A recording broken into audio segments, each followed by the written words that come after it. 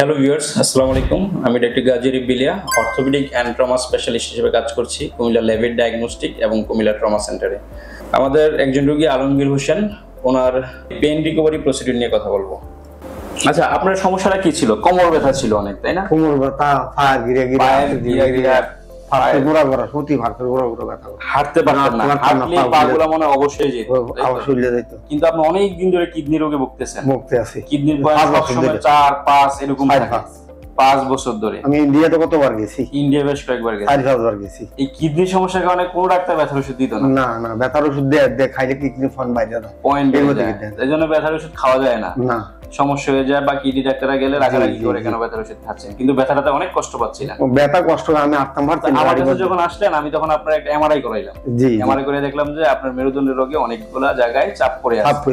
তখন আমি আপনার কোনো ডাক্তার বলছে না, এরকম কোন ডাক্তার বলছে না চাপ পড়ে রইছি। আচ্ছা, আগে অপারেশন করা লাগবে বলিয়া কয়। ও আচ্ছা, অপারেশন করা লাগবে, আমি বেশি অপারেশন করতাম না, কারণ কিডনি পয়েন্ট বেশি, আমি অপারেশনের জন্য ফিট না। অপারেশন করলে রোগী আপনি খারাপ হয়ে যেতে পারেন, মারাও যেতে পারেন, এরকম একটা রিস্ক। যখন আপনার কাছে আইছি আমরা যখন কোশ্চেন ইঞ্জেকশন দিয়েছেন, আমি বললাম যে কাকা ইঞ্জেকশন দেওয়ার কথা। জি জি, তখন আপনি ইঞ্জেকশন দিতে রাজি হইলেন। আমরা প্রথমে অপারেশন থিয়েটারে নিয়ে আপনার কম্পিউটার মেশিন দিয়ে দেখে যে যে পয়েন্টগুলোতে চাপ পড়েছে ওই জায়গাগুলোতে ইঞ্জেকশন দিলাম। একটা ইঞ্জেকশন দেওয়ার পর আলহামদুলিল্লাহ আপনি অনেক ভালো ছিলেন। আজকে আরেকটা ইঞ্জেকশন দিয়ে দিলাম। আগের থেকে ব্যথাগুলো কতটুকু কমছে মনে হয়? 90% কমে গেছে। 90% কমে গেছে। 10% আছে অন্য কমে দেব আর বাদ বাকি আশা করতেছেন?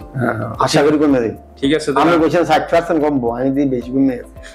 ঠিক আছে, ঠিক আছে তাহলে কাকা, ঠিক আছে। আমাদের জন্য দোয়া রাখেন আর আপনার জন্য দোয়া রইল। হ্যাঁ, ধন্যবাদ।